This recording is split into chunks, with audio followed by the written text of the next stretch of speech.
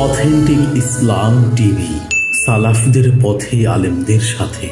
বলছেন, আসসালামু আলাইকুম শাইখ ওয়ালাইকুম সালাতুল্লাহ। আমার পরিবারের মহিলারা অনেক সময় হাঁস, মুরগি, পাখি জবাই করে আল্লাহর নাম নিয়ে, কিন্তু তারা শিরকি আকীদা মানহাজে। শিরকি আকীদা বলতে কি বোঝাচ্ছেন? যদি বড় শিরক হয় স্পষ্ট, যে নবী আলেমুল গায়ব, নবী হাজির নাজির, নবী সব কিছু ক্ষমতা রাখেন, মুখতারি কুল, এবং তারা অলি আউলিয়াকে মনে করে তারা দিতে পারে, ছেলে মেয়ে সন্তান দিতে পারে, তারা রোগ ভালো করতে পারে, ওরসে যেতে বলে, এই রকম যদি আকীদা হয় তাহলে তাদের জবাই খাওয়া জায়েজ নাই। তাদের জবাই খাওয়া জায়েজ নাই, কারণ তারা বড় শিরকে লিপ্ত রয়েছে, মুশরিকা। কিন্তু এরকম যদি নাস্তিক হয়, সেকুলারিজম, ধর্মনিরপেক্ষতায় বিশ্বাসী, মানবরচিত বিধানে বিশ্বাসী, আমরা এই সব বিশ্বাস করি, তাহলে এগুলো কুফরি, তাদের জবাই খাওয়া জায়েজ নাই, ঈমান ভঙ্গকারী বিষয়। কিন্তু বিভিন্ন বেদাত রয়েছে, বিভিন্ন বেদাত রয়েছে, আকীদার ক্ষেত্রে বিভ্রান্তি রয়েছে, কিন্তু স্পষ্ট কুফরি নাই।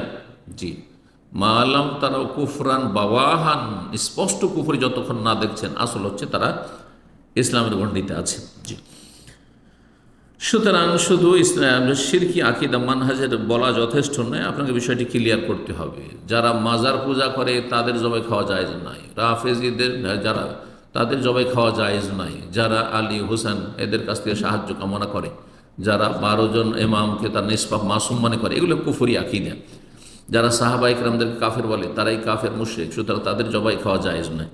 কিন্তু যারা বিভিন্ন বেদাতে জড়িয়ে আছে, কিন্তু তারা ইসলামের গণ্ডিতে আছে, বেদাতগুলি ফাসিকি বেদাত, গুনাহর কাজ, তাহলে ফাসিকের জবাই খাওয়া জায়েজ, গুনাহগারের জবাই খাওয়া জায়েজ। জি,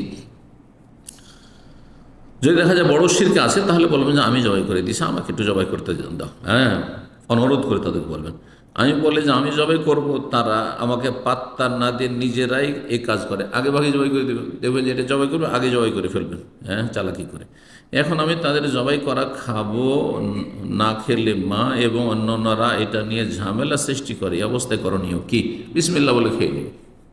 বাড়িতে যখন জবাই হচ্ছে, আর জন্মসূত্রে যারা মুসলিম, আর বড় স্পষ্ট কুফরিতে শিরকের নেই, হ্যাঁ, হয়তো সম্ভাবনা রয়েছে কিছু কুফরিয়াত বা শিরকিয়াতের, কিন্তু স্পষ্ট কুফরিতে নাই, তাহলে আপনি বিসমিল্লাহ বলে খেয়ে নেবেন খাওয়ার সময়। আল্লাহ তাআলা আলাম।